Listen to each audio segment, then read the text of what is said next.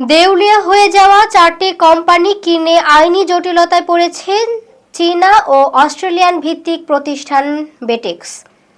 প্রতিষ্ঠানটির অভিযোগ, কোম্পানিগুলো কেনার প্রায় 3 বছর পর গুডউইল ও বন্ড ট্রান্সফার ইস্যুতে তাদের বিরুদ্ধে হয়রানিমূলক মামলা করা হচ্ছে। এতে বাংলাদেশে বিদেশি বিনিয়োগের পরিবেশ নিয়েও উদ্বেগ তৈরি হয়েছে। বিস্তারিত থাকছে প্রতিবেদনে। প্রায় 2000 কোটি টাকা তারা ইনভেস্ট করেছে বাংলাদেশে। সেই বেটেক্সের চেয়ারম্যান জনাব মিস্টার ফ্রাঙ্ক, ওনার বিরুদ্ধে উনি আজকে প্রায় 5 বছর ধরে এই ব্যবসা করছেন, এখানে ইনভেস্ট করেছেন উনি এবং ওনার এক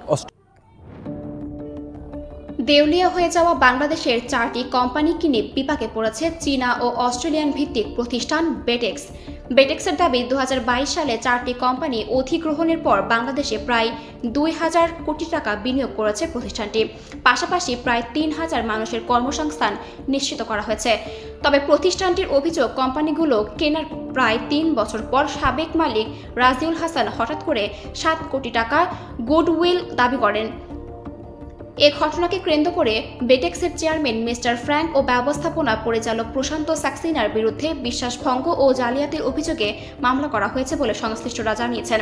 বৃহস্পতিবার গাজীপুরের বিজ্ঞ মেট্রোপলিটন ম্যাজিস্ট্রেট আদালতের 3 নম্বর কোর্টে এ সংক্রান্ত মামলার শুনানি অনুষ্ঠিত হয়। শুনানি শেষে বেটেক্সের আইনজীবী বাংলাদেশ সুপ্রিম কোর্টের অ্যাডভোকেট ব্যারিস্টার আল মামুন রাসেল অভিযোগ করেন, গুডউইল ও বন্ড ট্রান্সফার ইস্যুতে প্রতিষ্ঠানটি আইনি হয়রানি করা হচ্ছে। বেটেক্সের বিনিয়োগকারীদের দাবি, বন্ড ট্রান্সফারের বিষয়ে জাতীয় রাজস্ব বোর্ড, এনবিআর এবং অ্যাটর্নি জেনারেল অফিস থেকে তাদের পক্ষে মতামত দেওয়া হলেও প্রভাবশালী একটি মহলের যোগ সাজসে হয়রানি করা হচ্ছে। এমনকি সংশ্লিষ্টদের দেশ ত্যাগে নিষেধাজ্ঞা দেওয়ারও অভিযোগ উঠেছে। ব্যারিস্টার আল মামুন রাসেল বলেন, এ ধরনের আইনি হয়রানি অব্যাহত থাকলে বেটেক্সের পাশাপাশি বাংলাদেশ ভবিষ্যৎ বিদেশি বিনিয়োগও নিরুৎসাহিত হতে পারে। এতে দেশের বিনিয়োগ পরিবেশ ও কর্মসংস্থানের উপর নেতিবাচক প্রভাব পড়ার আশঙ্কা রয়েছে। মামলার পরবর্তী আইনি কার্যক্রমের বিষয়ে আদালত সিদ্ধান্ত দেবেন বলে জানিয়েছেন সংশ্লিষ্ট আইনজীবীরা। কলিগ সহ ওনাদের প্রায় আপনার 3000 এমপ্লয়ি আছে বাংলাদেশে। দেশে ওনারা মাঝে মধ্যে আসেন। ওনারা প্রায় বাংলাদেশের করোনার পরবর্তীতে প্রায় 4টা কোম্পানি যারা আপনার দেউলিয়া হয়ে গিয়েছিল, ব্যাংকের মর্গেজ দেওয়া ছিল, ব্যাংক দেউলিয়া ঘোষণা করেছিল, ওই মৃত প্রায় 4টা কোম্পানি ওনারা কিনে নেয় 2022 সালে। এবং কি তাদের যে দেওনা পাওনা ছিল, এই যে আজকে যে রাজিউল হাসান যে বাদী, ওনার কোম্পানিও উনি বিক্রি করে দেন। এবং সেই বিক্রির শর্ত ছিল ব্যাংকের প্রায় 97 কোটি টাকা ছিল এবং ইনভেস্টর প্রায় 8 কোটি টাকা পেত। সব কোটি টাকা প্রদান করে 2022 শেষের দিকে এসে ওনারা কোম্পানিটা ট্রান্সফার করে দেন। ট্রান্সফার করে প্রায় 3 বছর পরে হঠাৎ করে যে রাজিউল হাসান যে বাদী, ওনার হঠাৎ করে মনে পড়লো যে আমার গুডউইল বাবদ উনি নাকি আমাদের কাছে 7 কোটি টাকা পান। তখন ওনারা ঢাকা কোর্টে একটা মামলা করলেন, সাথে আবার গাজীপুর কোর্টে এসে 2টি মামলা করে দিলেন। এবং ওনারা যেহেতু বিদেশে থাকেন, ওনাদেরকে ভয় পাওয়ার জন্য ওনাদেরকে একটা এমবার্গো নিলেন, যে দেশ মানে বিদেশ গমনে নিষেধাজ্ঞা।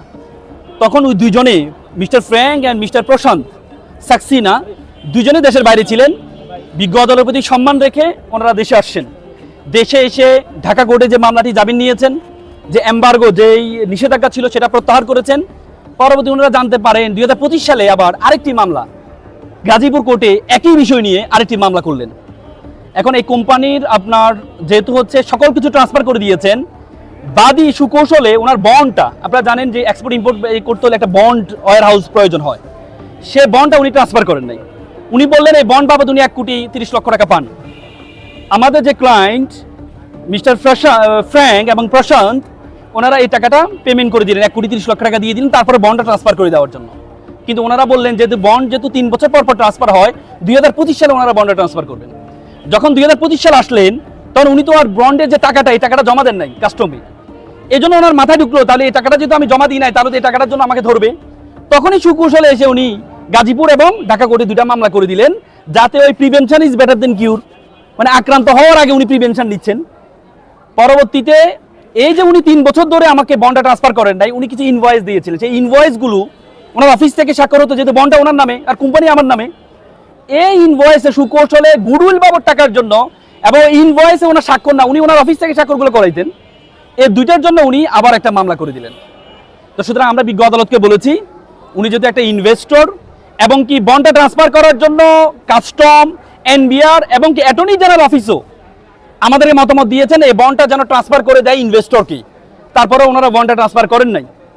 পরবর্তীতে এই বন্ডটার জন্য এনবিআর এবং কাস্টম বলেছে এই বন্ডটা যেন দ্রুত ট্রান্সফার করে দেওয়া হয়, সেটার এগেইনস্টে উনি হাইকোর্টে রিট করলেন, সে রিটটা অ্যাপ্লাই ডিভিশনে সে রিটটা স্টে করে দিলেন।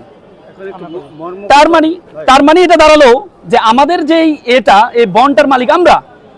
তো সুতরাং আজকে যে কমপ্লেনেন্ট, যে অভিযোগকারী, আমরা যতটুকু শুনেছি অভিযোগকারী এই যে ডিবি হারুনের খুব কাছের মানুষ ছিল, হ্যাঁ, এবং কি তার সাথে আরেকজন যুক্ত হয়েছেন সাবরিনা হচ্ছে আওয়ামী লীগের যে উপদেষ্টা মণ্ডলী ছিলেন এসটি ইমামের ছেলের বউ।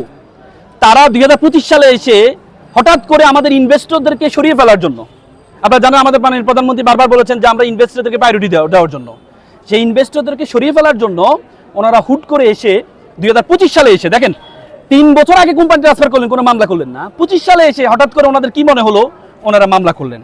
এই জন্য আমরা বিজ্ঞ আদালতকে বলেছি, বিজ্ঞ আদালত আমাদের কথা শুনেছেন, আমরা বিশ্বাস করি যে আমরা ন্যায় বিচার পাবো।